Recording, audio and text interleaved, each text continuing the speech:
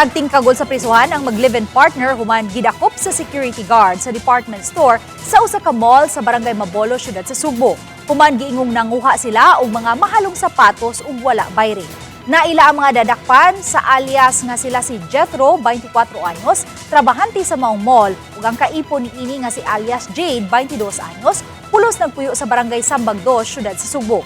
Niabot matod pa sa kapin 20,000 pesos ang balor sa sapatos ug sandals nga ilang gikuha. Sa impormasyon sa Police Station 4 sa Cebu City Police Office, ang mga dinakpan giingong nikuha sa maong mga items ug gisulod og color green nga eco bag ug gigawa sila sa lower ground south entrance exit. Wala mo bayad sa cashier. Nakuha pagbalik ang mga butang gikan sa mga suspect. Mga kababayan, lalo na pag pumasok kayo sa mall, yung mag-isip ng mga masama, yung mga mall natin ay mga well-guarded yan. So hindi talaga kayo makakalusot, talagang mahuhuli kayo. Tapos mag-ingat tayong lahat kasi yung mga tao na mag-take advantage sa sitwasyon ay palangaging nandyan lang sa ating paligid.